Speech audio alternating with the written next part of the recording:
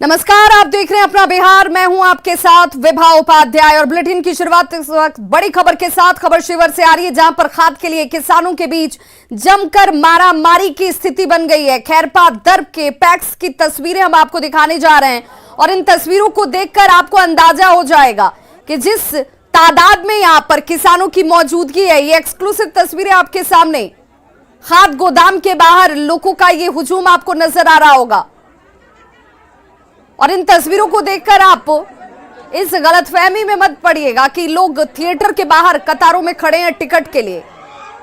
यह विस्कोमान सेंटर की स्थिति है। एक बोरी खाद की कीमत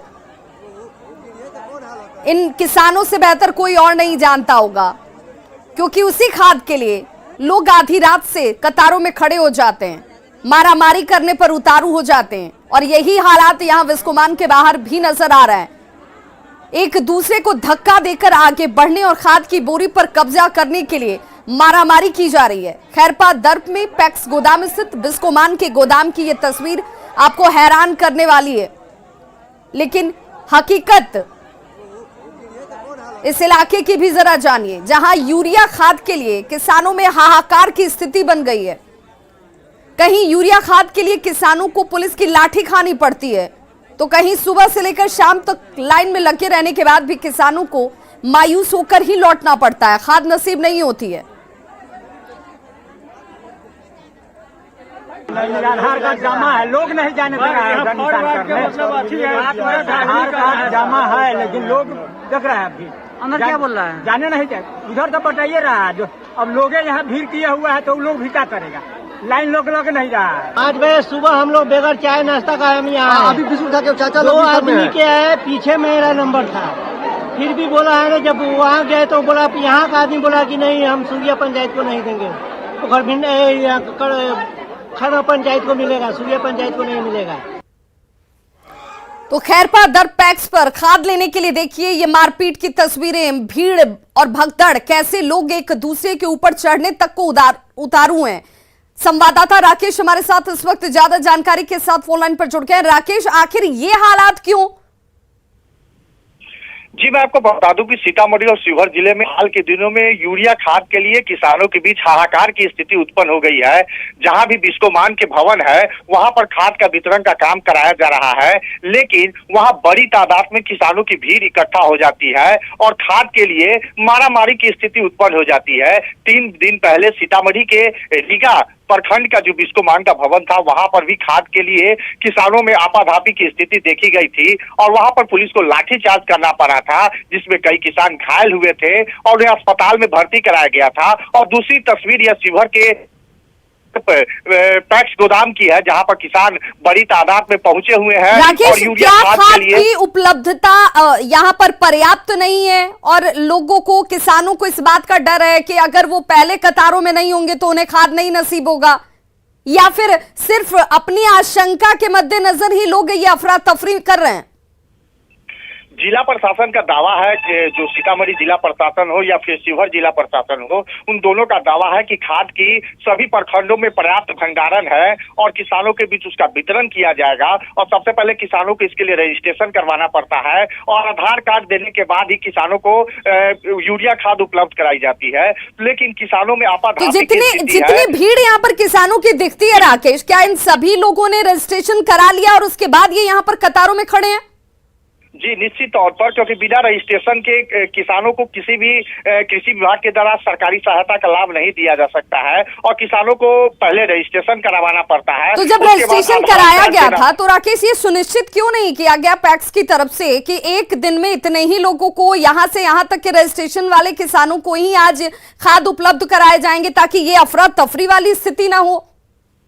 जी, कृषि विभाग की जो स्थिति है ये पूरी जवाबदेही कृषि विभाग को लेनी पड़ेगी कि किस तरीके से अनियमितता का माहौल चारों तरफ कायम है। लोगों को ये लग रहा है कि खाद की कमी हो जाएगी और किसान वहां पर पहुंच जा रहे हैं खाद को लेकर और बेहतर संचालन नहीं हो पा रहा है। बिल्कुल जरूरत बेहतर संचालन की है। कृषि विभाग को इन तस्वीरों को देखकर संज्ञान लेने की है, ताकि कोई किसान खाद के लिए यहाँ पर एक दूसरे की जान लेने पर उतारू ना हो जाए। बहुत बहुत शुक्रिया राकेश तमाम जानकारी के लिए। अगली खबर बड़ी मुंगेर से आ रही है, जहां कच्ची कांवरिया मार्ग तारापुर में आवारा कुत्तों ने 50 से ज्यादा कांवरियों को काटकर बुरी तरह से जख्मी कर दिया है। स्थानीय ग्रामीण और दुकानदारों को भी इन कुत्तों ने अपना शिकार बनाया है। कुत्ते का शिकार सभी मरीजों को एम्बुलेंस से इलाज के लिए अनुमंडल अस्पताल तारापुर में ले जाया गया। सभी मरीजों का इलाज अस्पताल के प्रभारी उपाधीक्षक डॉक्टर बीएन सिंह के नेतृत्व में किया जा रहा है। और देखिए क्या हालात है, ये कांवरियां हैं जो भगवान भोलेनाथ पर जल अर्पण करने के लिए घरों से निकले थे, लेकिन कांवरियों को अस्पताल तक जाना पड़ गया। कुत्ते के शिकार कुछ कांवरियां बुरी तरह से जख्मी हो चुके हैं। सभी को एंटी रेबीज वैक्सीन अब लगाई जा रही है।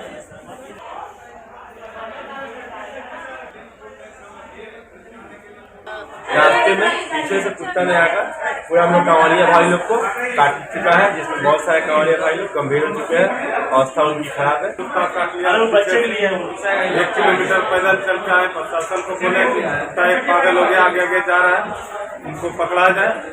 प्रशासन बोला हम लोग क्या करें।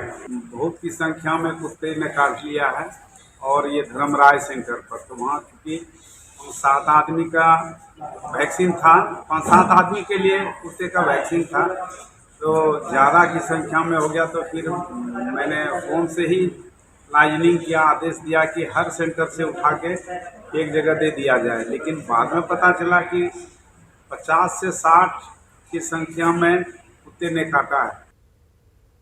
और संवाददाता अरुण शर्मा हमारे साथ इस वक्त ज्यादा जानकारी के साथ फोन लाइन पर मुंगेर से जुड़ गए। अरुण, बड़ी चिंताजनक स्थिति, कांवरियों को अगर इन रास्तों में जहां पर सुरक्षा इंतजाम के साथ बेहतर व्यवस्था की बात की जाती है, आवारा कुत्ते अपना शिकार बना रहे हैं।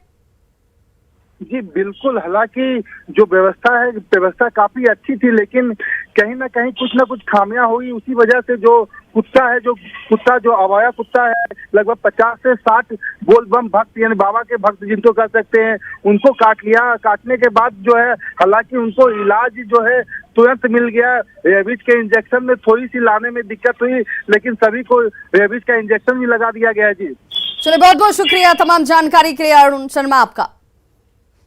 और बड़ी खबर छपरा से आ रही है, जहां 2 लोगों की संदिग्ध मौत हो चुकी है। शराब पीने से मौत की आशंका जाहिर की जा रही है।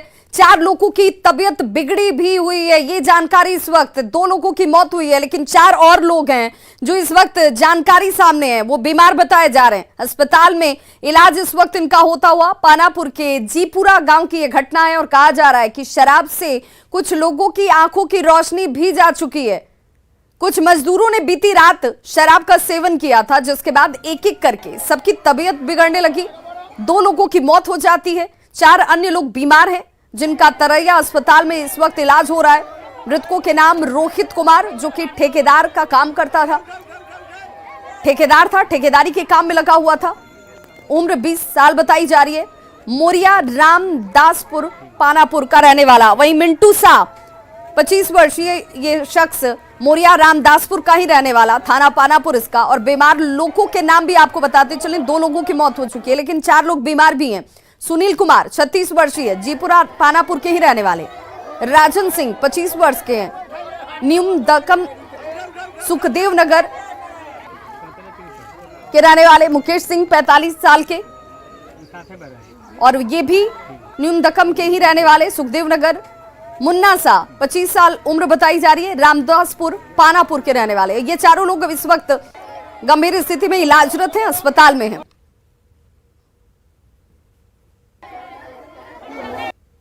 हम काल हमनी के दारू पीले बनी से 5-6 आदमी, तो हमार तबीयत बहुत खराब हो गई बा। ओकरा बाद 5-6 आदमी दारू पी, 2 जना के पास वो लोग को मालूम नहीं कि हमरा, हमार बहुत सीरियस तबीयत खराब बा। अब कहाँ से लिया लो, कहाँ से ना लिया लो, हमरा मालूम नहीं है। हम पिए नहीं, और ओकरा बाद हम चलनी अपने घरे। हमरा बहुत ज़्यादा सीरियस तबीयत खराब बा। हम यहाँ बने हॉस्पिटल में इलाज कराए। 5-6 आदमी हमने पानापुर में दारू पीनी। हाँ, 6 आदमी में पहचानते हैं किसी को? हाँ। किनको? सुनील को पहचाने नहीं। अच्छा। और ये उनका देहांत पहले उनका चिन्ह था नहीं, बस। खाली 2 गिलास दारू पियले बानी, सब खोखा कर का पूछन कोनी 2 गिलास दारू पियले बानी। आ पी के का भलाई नी त उल्टी होखे लागल। सब साफ सुथरा कोई नहीं, वही रात के 11 बज गए हमरा साफ सुथरा। 4 पेशेंट आए हैं तारापुर से, सबको देखा गया है। उसमें एक पेशेंट को देखने में थोड़ी सी दिक्कत है, विजन कम है ना।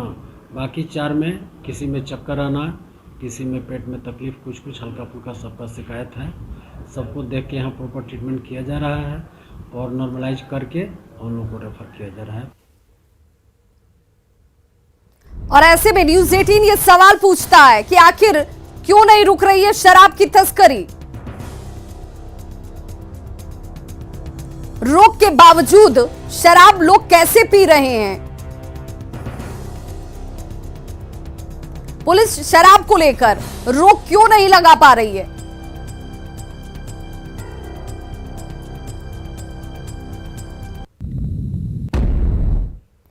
खगड़िया में अपराधियों ने एक दूध व्यवसायी की गोली मारकर हत्या कर दी है। व्यवसायी गंगौर के दूध सेंटर पर दूध बेचने के लिए आया हुआ था और इसी दौरान अपराधियों ने रास्ते में ही इस शख्स को गोली मार दी। जख्मी हालत में उन्हें अस्पताल में भर्ती कराया गया, लेकिन इलाज के दौरान व्यवसायी की मौत हो जाती है। पुलिस ने शव को पोस्टमार्टम के लिए भेज दिया है। हालांकि हत्या के पीछे वजह क्या रही ये अभी स्पष्ट नहीं है। फिलहाल पुलिस तमाम बिंदुओं पर छानबीन में जुटी हुई है। अपने असल 10 साल से धंधा कर रहे थे। अब अचानक उनको कोई गोली चला दिया, मार दिया तो वो अपने खुद सब आदमी को कॉल किए हैं। दूसरा आदमी थोड़ी किया, वही कॉल किया। कौन कॉल किया? हमारे भाई जी। अच्छा। जिनको गोली लगा था वही कॉल किया। अच्छा। तो रोड पे गिरे हुए थे, हम गए जिस वक्त उस वक्त वो गिरे हुए। गोपालगंज में उत्पाद विभाग ने ड्रोन की मदद से गंडक नदी के दियारा इलाके में छापेमारी अभियान चलाया। बैकुंठपुर थाने के सुंदरपुर गांव में ड्रोन के जरिए शराब की भट्टियों को पता किया गया और उसके बाद इसे ध्वस्त किया गया है। एक्सक्लूसिव तस्वीरें आप टीवी स्क्रीन पर इस वक्त देख रहे हैं। गोपालगंज का ये गंडक का इलाका, जिसे शराब माफिया या शराब के धंधे में जो तस्कर शामिल होते हैं उनके लिए सेफ जोन के तौर पर माना जाता रहा है, लेकिन अब ड्रोन के जरिए इन दुर्गम इलाकों तक भी नजर रखी जा रही है, कार्रवाई की जा रही है।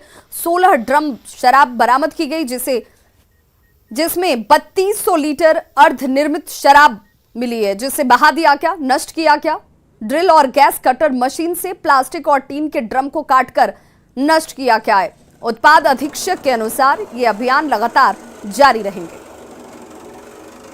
बैकुंठपुर में सुंदरपुर दियारा है, वहीं पे पार्टी ड्रोन के माध्यम से छापामारी की थी।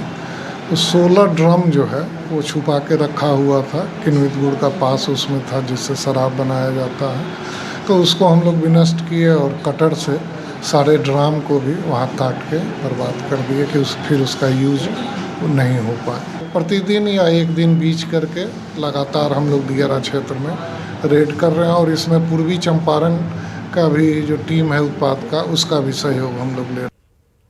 दरभंगा स्थित ललित नारायण मिथिला विश्वविद्यालय, इस विश्वविद्यालय का विवादों के साथ पुराना नाता रहा है। एक विवाद खत्म नहीं होता है कि दूसरा सामने मुंह बाए खड़ा होता है। ताजा मामला बेहद संगीन और शिक्षा जगत को शर्मसार करने वाला है।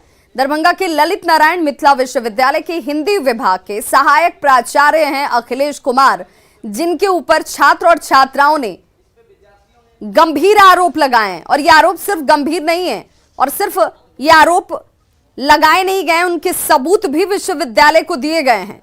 विश्वविद्यालय के हिंदी विभाग में पढ़ने वाली छात्राओं ने यह साफ शब्दों में कहा कि उनके विभाग के सहायक प्राचार्य अखिलेश कुमार, इनकी नीयत सवालों के घेरे में है। आरोप यह भी लगाया गया कि ये छात्राओं को फोन करते हैं रात के वक्त, उल्टी सीधी बातें करते हैं, अपने घर आने की रात में जिद करते हैं, अपनी अश्लील तस्वीरें इन लड़कियों को भेजी जाती हैं और अगर किसी ने मनाही की या इससे इनकार किया तो रिजल्ट खराब करने की धमकी तक दी जाती है।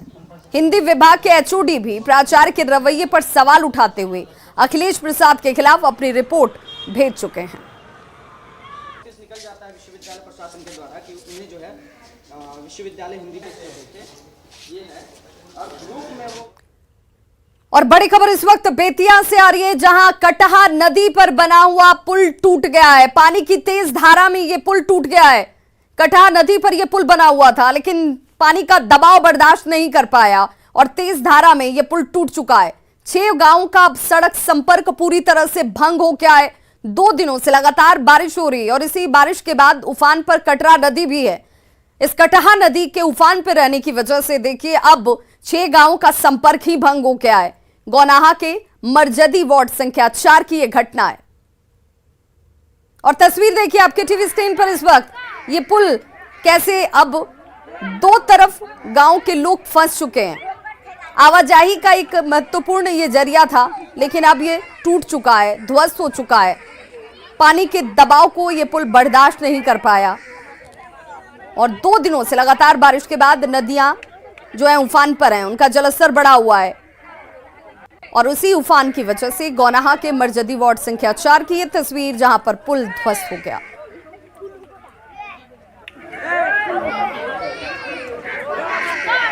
तो कटहा नदी जिसके ऊपर ये पुल बना हुआ था लेकिन अब ये पुल टूट चुका है। अब गांव के इस तरफ के लोग इस तरफ और दूसरी तरफ के लोग दूसरी तरफ, 6 गांवों पर इसका सीधा असर है। अब आवाजाही के लिए लोगों के पास विकल्प क्या है?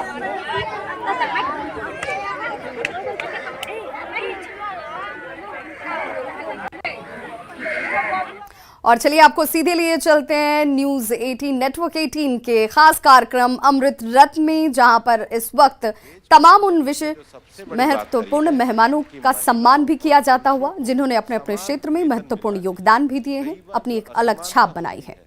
और खासकर महिलाओं को काम करने में जो ऐसे क्षेत्र हैं जहाँ पे नाइट शिफ्ट में काम करने की अनुमति नहीं होती, ओवर टाइम के संबंध में नहीं होती, वेज का डिफरेंस होता है, अब हमने उसको कानूनी रूप से एक कर दिया है। अब सब लोग अवसरों का समान रूप से लाभ उठा सकेंगे, ये हमने वेज कोड में सुनिश्चित किया है। समान वेतन, समान वेज।